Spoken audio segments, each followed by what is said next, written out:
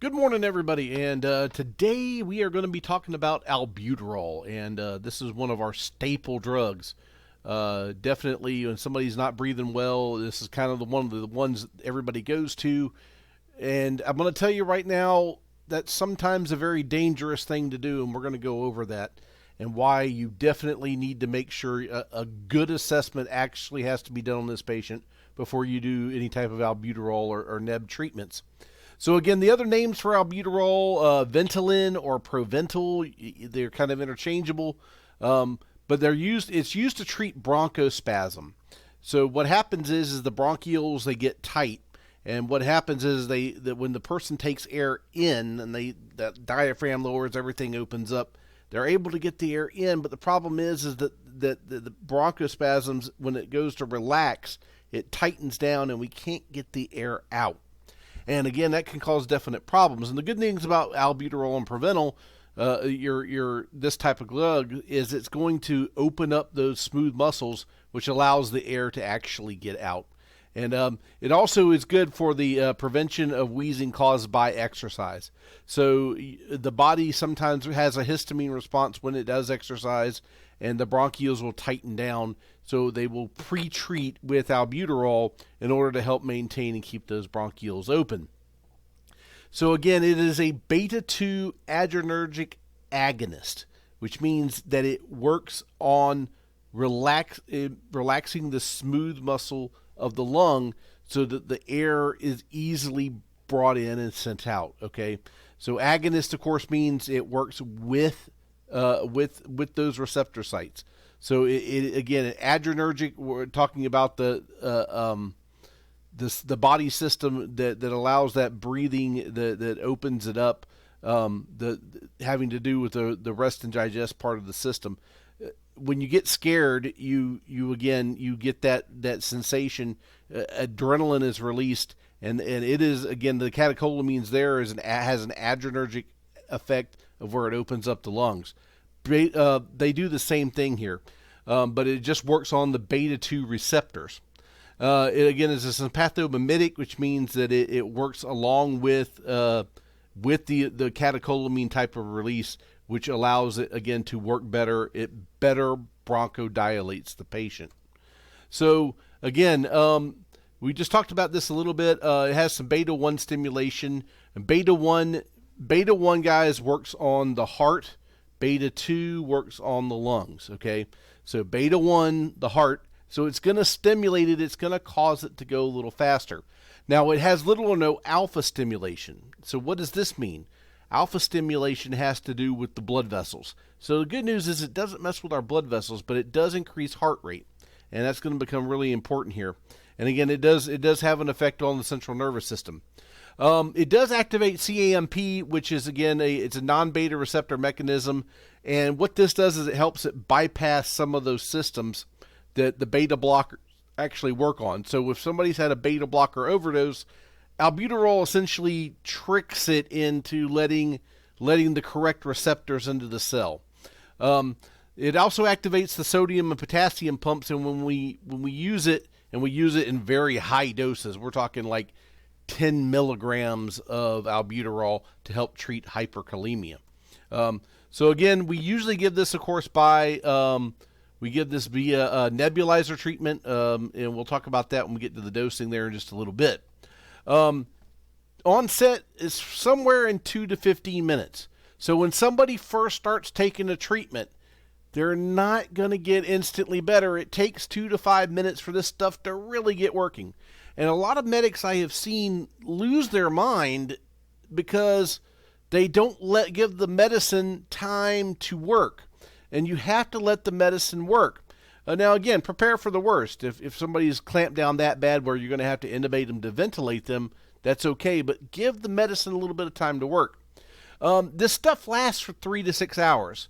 So be really careful when you start stacking these breathing treatments. Oh, we just finished this breathing treatment. We're going to start another one. And then we're going to start another one. Well, that's now 3 times the effect that you're going to get. 3 times the effect on the lungs sometimes is what's needed. But remember, we're going to get 3 times the effect on the heart rate as well. And that can cause some problems. So again, we use it to treat bronchospasms. in reversible obstructive airway diseases, COPD, asthmatics, and again, it prevents exercise-induced bronchospasm. Sometimes we use it in toxic gas inhalation. We talked about it with the beta blockers, and if they have a high potassium level, then that's when we would also use it. Now, this stuff, because of its beta properties, it's going to have a little bit of effect on the central nervous system. It may cause some anxiety, nervousness, tremors. Insomnia is actually kind of a big one, guys. It will dilate the pupil. But the other thing that it can do is it can cause a paradoxical bronchospasm. So the person takes it and they get almost immediately worse. They usually will go from, I'm sort of breathing okay, to, hey, guess what? They're not breathing. And in that case, you got to do something very quickly to reverse that effect. And usually epinephrine is your go-to drug at that point because they're getting ready to die on you. So your cardiovascular effect is because of the increased heart rate, and that is the big one, tachycardia, tachycardia, tachycardia. That is the big one. Again, it can also cause a little bit more high blood pressure. If you increase the heart rate, of course, you always run into problems of having ectopy, cardiac dysrhythmias. They're going to feel it. They're going to they have palpitations with that.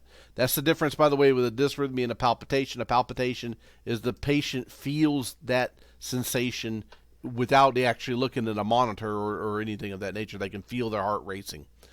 Now, it can cause some unusual taste, nausea, vomiting. It's going to dry out the oropharynx, which is kind of in a way, that's the way it's supposed to work. Remember, it's got saline with it, so when they're taking a neb treatment, that's usually not a problem. And it can send blood sugars through the roof, so keep an eye on that blood sugar when you're giving albuterol treatment. So again, the average sleep 4 to 5 hours a night, that's very true. And if you ask some of these patients who are on albuterol on a regular basis, they usually only maybe sleep 2-3 hours. It's kind of scary, actually. They also fall asleep in the middle of the day because they're so tired because they only got 2-3 hours of sleep. If they're vomiting, stay away from the albuterol. If they've got tachycardia already, especially if it's caused by digitalis, you kind of want to stay away from the albuterol. There's a big debate about this one. Is the patient tachycardic because they can't breathe, or is the tachycardia causing their trouble breathing? And that one is definitely, it's answered by your assessment. And most of the time, even if they're mildly tachycardic, I will give them albuterol. But it's one of those that I really have to watch. And if I do send them over that 150 heart rate, number one, stop giving them the albuterol. But number two, we got to find a different method. And a lot of the things that help treat the tachycardia also are help treat the breathing is going to cause tachycardia. So again, we have some problems there. Now, they do beta blockers. If they're on a beta blockers, they inhibit the effects. So your metoprolol, sotalol, labetalol, they will actually inhibit a lot of the effects. The ALOLs, not so much, but the OLOLs, definitely. Your tricyclic antidepressants, they can potentiate the vascular effects. So if they're on, let's say, an amitriptyline, and next thing you know, you give them a breathing treatment, and the next thing you know, their blood pressure's in the toilet. So again, you got to watch out for these. You got to watch out for because it intensifies those effects. Again, it can cause hypokalemia because, again, caused by diuretics. So it works along. It will actually get rid of potassium. So again, be careful with your patients that have a low potassium level. And again, the side effects with other sympathetic agents, it does give us that tachycardia feeling when they work with those. Now, your special notes on this is make sure that they've got enough tidal volume. As dumb as this sounds, if they're not moving air, you're handing them a nebulizer to have them breathe it in, but they're not breathing in, the medicine's not going to work. So make sure that they're taking a good deep breath, and if not, it's time to switch to a BVM with an inline neb so we can actually get the medicine where it needs to go. Repeated and excessive use, guys, can cause the bronchospasm. So be careful when you're giving this drug back to back to back to back. Well, that's going to make them better. Actually, no, it can make them worse. So be careful when you do that. And again, you can give the patient angina and dysrhythmias with this. Again, we can sort of kind of treat those. But again, it's probably better that we give them maybe go to a different agent if possible.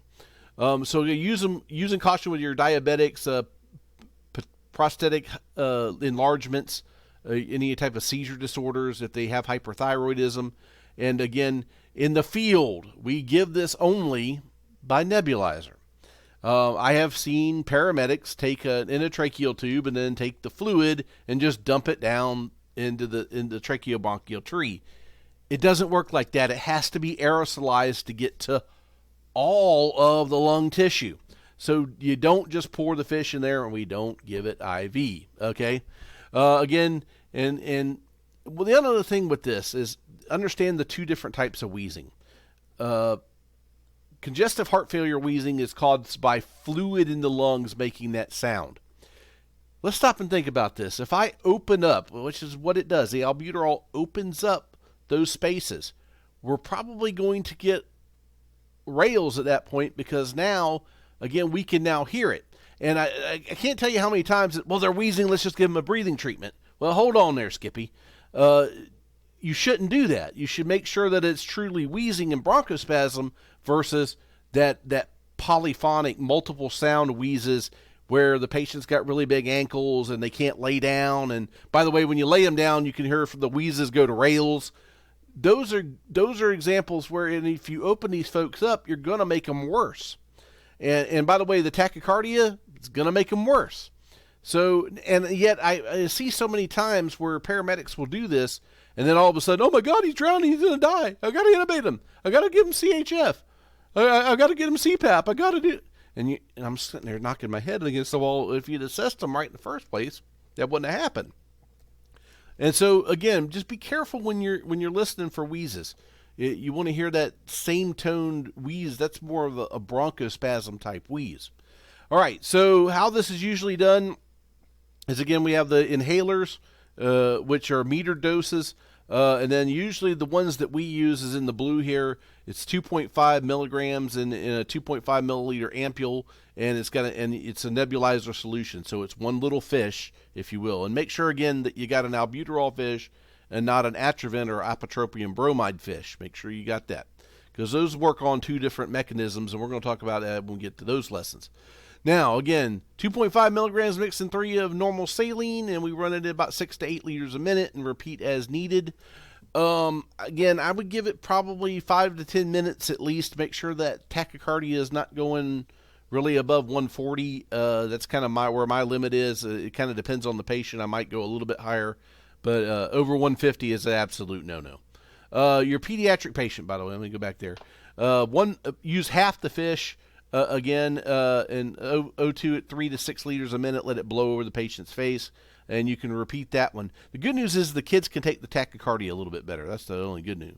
Yes, I think we talked about this already. Do not give albuterol IV. It doesn't work. It causes all kinds of problems. You go before committees. It's not good. And then the last thing is you can use these, like I said, meter dose inhaler, nebulized inhalers for the routes. And then it's pretty safe to use in your pediatric patients, or not your pregnant patients. It's okay to use it on them. Just keep an eye on that heart rate. That's the only thing I say with the pregnancy ladies. And again, the patient's got congestive heart failure. I think I've killed this horse already. But again, when the patient's got congestive heart failure, one of my medical directors said, well, the good news is if we open them up, then we can treat the congestive heart failure. And that's true, but it makes our job a whole lot worse. And so, there's going to be some times, by the way, that the patient's got both, and you're going to have to use albuterol atropine to open them up in order for them, and then the fluid's going to displace, and then you got to treat the fluid therapy. But it's a very difficult when you get both of the patients at the same time. All right, that's it for albuterol, and I'll see you guys on the next one.